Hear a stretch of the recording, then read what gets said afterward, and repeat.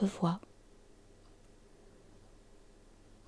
Est-ce que tu serais par hasard un poète qui te rend si hardi? Réponds, questionneur.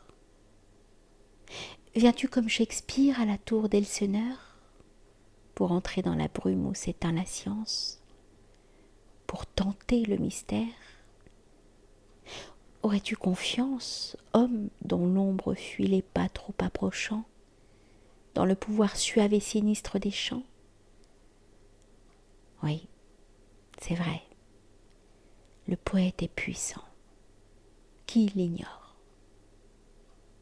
L'esprit, force et clarté sort de sa voix sonore. Trophonius est seul dans son caveau divin. L'homme, lui, dit « Poète » et l'abîme « Devin ». Amphion chante et met en mouvement les pierres. Orphée errant du tigre éblouit les paupières. Homère est dans la tombe et son âme à travers pousse au Gange Alexandre enivré de ses vers. Prenant forme au plus noir de l'antre, les fantômes blanchissent à l'appel des blêmes Chrysostome Isaïe en criant « Deuil, malheur !» fait hennir le féroce Orient qui dit « Je vais venir !» Euripide, Sophocle, Eschyle qu'un dieu mine sont comme le trépied d'où jaillit Salamine. Elle a son gré vide et lance au peuple hébreu les flèches de la pluie ou le carquois du feu.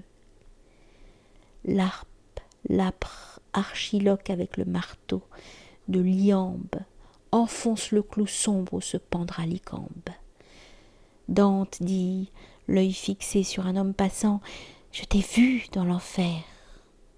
L'homme pâle descend. La Marseillaise énorme est un bruit de mêlée. Tyrté est une lyre effrayante, envolée au-devant des combats et des drapeaux mouvants, et traînant après elle un peuple dans les vents. Les poètes profonds, hommes de la stature des éléments, du bien, du mal, de la nature, vivaient jadis géants en familiarité avec le jour, la nuit, l'ombre et l'éternité. Ils méditaient,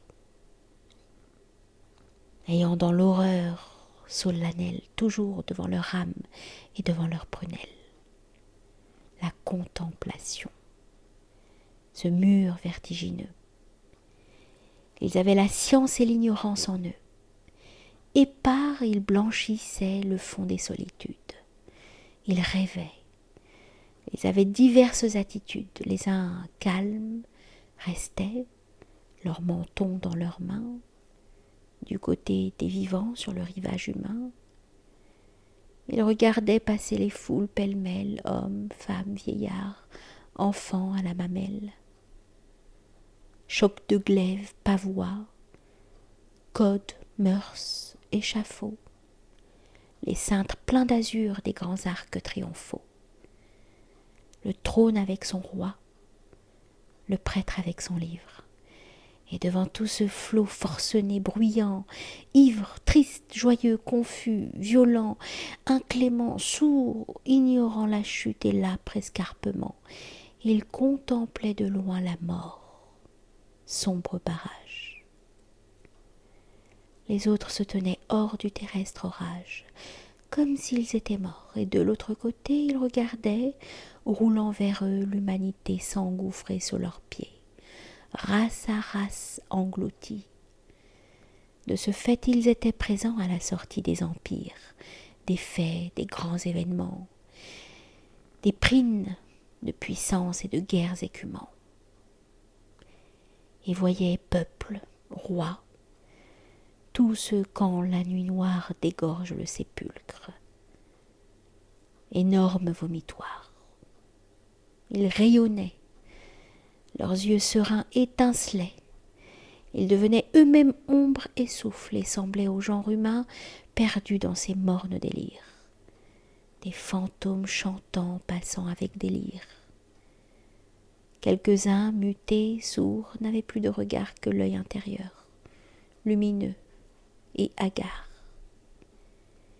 et ces hommes sacrés semblables à des mânes, hors du monde, habitaient dans l'antre de leur crâne.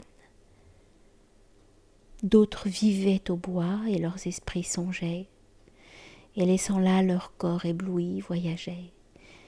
Ils erraient d'être en être et du fait à la cause, voyaient s'épanouir l'arbre en apothéose.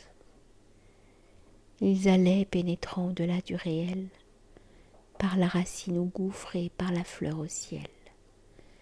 Dans la création entraient le plus possible, tordaient l'insaisissable avec l'inaccessible, étudiaient comment se forment les métaux dans la forge invisible au ténébreux marteau, et la sève et le feu des volcans, et les haltes des laves sous l'écorce affreuse des basaltes. Le vent chantait pour eux un sublime paean.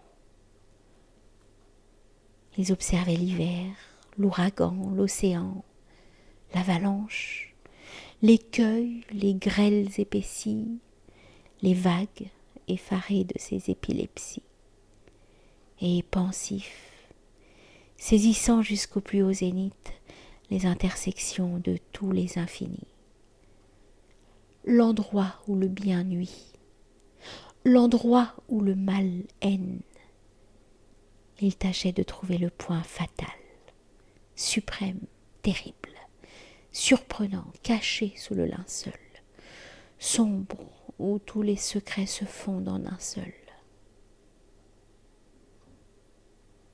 Dans les grottes de l'Inde ou dans les rocs de baie, lieu où l'on croit toujours être à la nuit tombée, à Cartlan où la fleur mandragore chanta, à Delphes, à Summum, dans l'île Éléphanta, ou dans la Bactriane ou dans la Sogdiane, ou dans les monts qu'emplit la sinistre Diane, dans les déserts où l'être a l'air de se mouvoir en dégageant un sombre et lugubre pouvoir, les pâtres rencontraient un homme dont la face semblait une lueur étrange de l'espace, dont la bouche parlait et dont l'égarement ramenait tout à lui comme un farouche aimant. Le loup craignait cet homme, et les brutes fuyantes s'en allaient de son ombre, encore plus effrayantes, et toute chose douce à ses pieds triomphait, l'agneau, l'aube, et c'était le poète en effet. Et de quoi vivait-il ? Nul ne le sait. Son âme aspirait l'inconnu comme un puissant dictame. Sa chair s'oubliait, l'homme était en lui dissous. Du splendide univers, il tâtait le dessous. Livide, il assistait aux blancheurs idéales, aux détonations d'aurores boréales, aux déluges roulant dans leurs vastes limons, des hydres qui semblaient des gouffres et des monts, au chaos combattant la vie, aux héroïsmes, des globes traversant ces rudes cataclysmes, au miracle, à l'atome, et son regard voyait des naissances d'Éden dans l'abîme inquiet, des jets d'étoiles d'or, des chutes de décombres, et des explosions de créations sombres. Et pendant qu'il rêvait immobile, voyant l'inouï, l'ignoré, le trouble, l'ondoyant, les visions, l'azur indicible, feu, nimbe, masque crispé d'enfants sanglotants dans les limbes, et la torche de l'astre allant mettre le feu à des mondes perdus au fond du vide bleu, et la larve à travers les brumes décuplantes, entre les doigts des pieds, il lui poussait des plantes, et les feuilles qui font leur ouvrage sans bruit couvraient cet homme, ainsi qu'un chêne dans la nuit. Et cette intimité formidable avec l'être faisait de ce songeur farouche plus qu'un prêtre, plus qu'un augure, plus qu'un pontife, un esprit, un spectre à qui la mort radieuse sourit. Et c'est de là que vient cette auguste puissance faite d'immensité, d'épouvante, d'essence, qu'a le poète saint, et qu'on sent dans ses vers les prodiges au fond du mystère, entr'ouverts, mêle leur rayon fauve à son âme élargie, presque jusqu'à l'horreur et jusqu'à la magie, et qui parfois côtoie ainsi qu'un noir plongeur le cercle où de l'enfer commence la rougeur. Oui, le poète peut ce qu'il veut. Le poète arrête en lui parlant l'immense gypaète. Il domine la ville et le désert. Il peut unir la terre au ciel. Et dans le même nœud, l'idéal au réel, et tisser une toile avec des fils de chanvre et des rayons d'étoiles. Il dégage de tout, du fait vaste ou petit, de tout ce qu'on apprend, de tout ce qu'on bâtit, du progrès, du tombeau, de la matière même, une grande uranie azurée et suprême. Il met sur la science un plafond sidéral. Il fait tomber la haine et l'épine et le mal. Ce nom déborde, vaste, inouï, réfractaire, quelque être que ce soit, au ciel et sur la terre. Ô passant, entends-tu bégayer à la fois par toutes les rumeurs et par toutes les voix de la création ténébreuse et murée, par toute l'étendue et toute la durée, ce nom mystérieux, énorme, illimité? Le printemps et l'automne, et l'hiver et l'été sont 4 accents différents de ce grand nom qui gronde. La syllabe du vent n'est pas celle de l'onde. Chaque être dit la sienne et la murmure à part. L'antilope en a peur quand c'est le léopard qui le proclame au fond de la forêt sonore, et la nuit le prononce autrement que l'aurore. L'homme a saisi ce mot, l'homme à saisir ce mot, c'est parfois occupé, mais en vain, car ce nom ineffable est coupé en autant de tronçons qu'il est de créatures. Il est épars au loin dans les autres natures. Personne n'a l'alpha, personne l'oméga. Ce nom, qu'en expirant le passé nous légua, sera continué par ceux qui sont à naître. Et tout l'univers n'a qu'un objet, nommer l'être. Et des soleils sont morts et des soleils mourront. Et l'espace où l'étoile éclot, la flamme au front, a vu naître et pâlir dans ses profondeurs fauves des feux qui ne sont plus que de vieux astres chauves. L'heure apporte et reprend les jours, les mois, les ans, et la mémoire avorte à compter ses passants. Et l'ombre épouvantable en ses aveugles ondes roule des millions de mondes. Et le sillon engendre et la fosse enfouit. Et tout se développe, et tout s'évanouit, et tout brille et s'éteint. Mon phosphore est le vôtre, et les êtres confus tombent l'un après l'autre. Et toujours, à jamais, sans qu'il cesse un moment d'emplir le jour, la nuit, l'éther, le firmament, sans qu'aucun autre bruit l'interrompe et s'y mêle, le nom infini sort de la bouche éternelle, de la ronce hideuse et de l'âme méchante. Tendre, il plane au-dessus du cirque horrible et chante pour les martyrs un chant qui fait honte aux lions. À la guerre civile, il fait dire « oublions ». Il prend les cœurs lointains des peuples et les mêle, accouple à la raison la foi, sa sœur jumelle, calme la foule, endort le flot, dompte le feu, change l'homme. Il peut tout. Or ceci, nommer Dieu. Nommer Dieu de façon que l'abîme comprenne. Il peut tout, hors ceci. Faire à l'aube sereine, au lys, à l'astre, à l'hydre, à l'éclair enflammé dire dans l'étendue obscure, il l'a nommé. Est-ce que, voyageur fatal, tu prémédites des actions de rêve étranges et maudites, d'aller, de forcer l'ombre, et fouillant et bravant de t'enfoncer plus loin que les ailes du vent? Dis, parle. Oh, les songeurs ont une sombre envie. Ils voudraient tous avoir déjà franchi la vie, pour connaître, pour être ailleurs, pour voir plus loin. Pour eux, vivre est l'obstacle et savoir le besoin. En attendant la tombe, ils s'en vont aux nuées, par les rêves de l'homme en bas continués, au vent, au mont, au lieu désert, au lieu secret, à tout ce qui contient de l'abîme, forêt, antre, écueil des mers, nid d'où tombe la plume, à la fleur qui s'entr'ouvre, à l'astre qui s'allume, à tout ce qui voit l'ombre et tremble sur le bord, désaltérer leur soif lugubre de la mort. As-tu donc aussi, toi, cette soif surhumaine?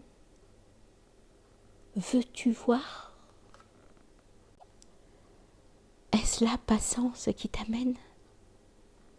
Sois tranquille, homme. Attends. Cela finit toujours par s'ouvrir devant toi. Pauvre ombre aux instants courts. Le mystère à présent sans clé, sans déchirure, clos fermé par la nuit, la sinistre serrure. T'apparaît, recouvrant on ne sait quel écrou, barré, farouche, ayant tout l'azur pour verrou. Ton cadavre en tombant défonce cette porte. Le ciel noir plié souffre au poids de la chair morte. L'homme entre enfin au gouffre exécrable béni, par la fente que fait la mort à l'infini. Attends donc cette mort qui fait l'âme complète, la pénétration de Dieu dans ton squelette. Les astres plus nombreux quand l'homme n'est pas noir, dans les plis du linceul que dans les plis du soir. Attends l'ascension suprême de la chute. Attends la fin du songe, homme, et de la minute. Cette explication qu'on nomme éternité. Tout ce que tu peux faire en ton humanité, écoute dans ta chair, homme, dans ta bassesse. C'est de chercher partout, de contempler sans cesse, de loin, de près, avec ton cœur et ta raison. Le trépas qui jamais ne manque à l'horizon, c'est d'observer toujours, à travers ta souffrance, ce visage sinistre et noir de l'espérance. Homme, et de ne jamais quitter des yeux la mort, et de vivre tourné comme l'aiguille au nord, vers ce but de ta route. Oh, pauvre âme asservie! La mort est la veilleuse étrange de la vie, la lueur allumée au sommet du destin, rougeur du soir ayant des blancheurs de matin.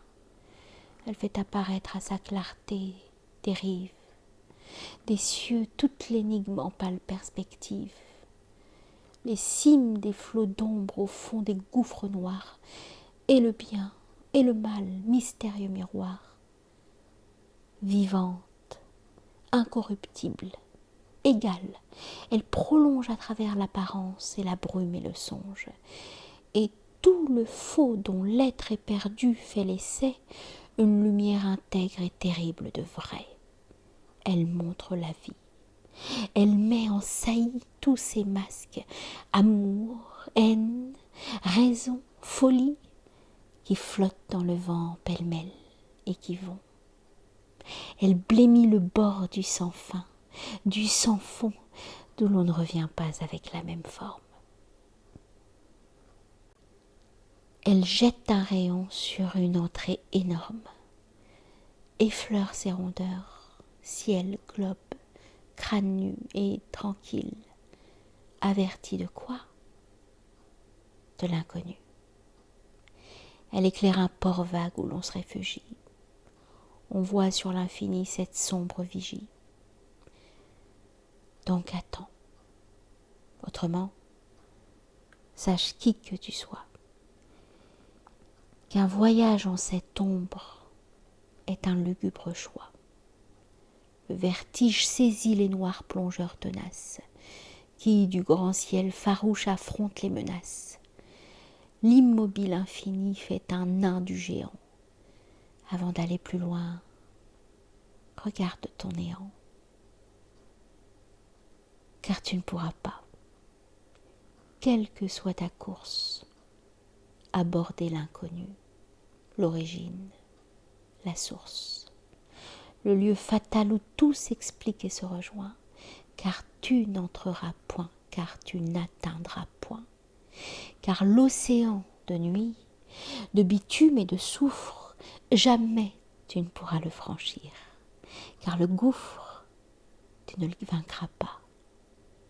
Quand même tu serais une espèce d'esprit des monts et des forêts, un cœur sentant soit la nature bruire, un homme traversé par une énorme lyre, quand même tu serais une âme aux yeux ardents, dont la fauve pensée a pris le mort aux dents, et qui, dans la caverne où le trépas seul entre, fuit, terrible, aspirant tous les souffles de l'antre, quand même tu serais un de ces mages fiers que nous voyons parfois, blêmes passant des airs, se ruer dans le gouffre où, comme eux, tu te plonges, pâle, les poings crispés aux rênes de leurs songes, se penchant, se dressant, lâchant et retenant on ne sait quoi d'obscur, d'envolé, de tonnant, regardant, dispersant leurs prunelles livides, comme s'ils conduisaient dans l'ombre à grande guide, à travers les terres vagues et le tourbillon fou.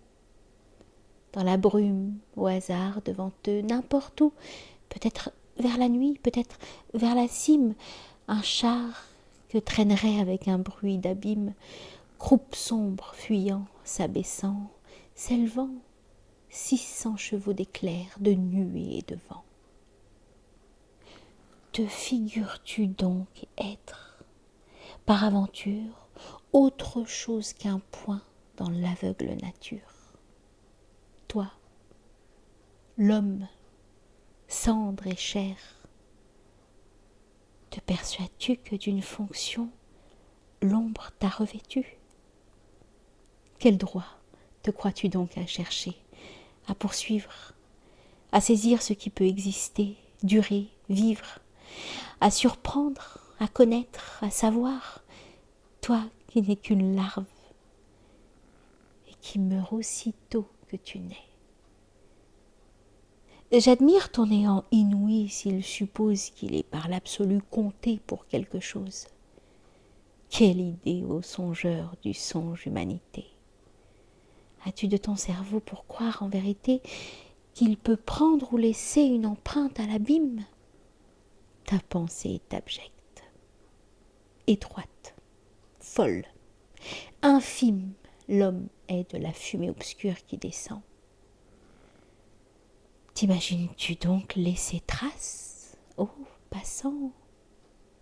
Rêves-tu l'absolu comme ton fleuve Seine, coulant entre les quais de ta ville malsaine, recueillant les égouts de toutes tes maisons, doctrine, volonté, illusion, raison, ayant dans son courant, si quelqu'un te réclame, quelques ponts de Saint-Cloud où l'on repêche l'âme? Crois-tu que cette eau vaste et sourde, immensité, ne t'enveloppe pas d'oubli, de cécité, de silence, et sanglote à ta chute? Que ce soit triste.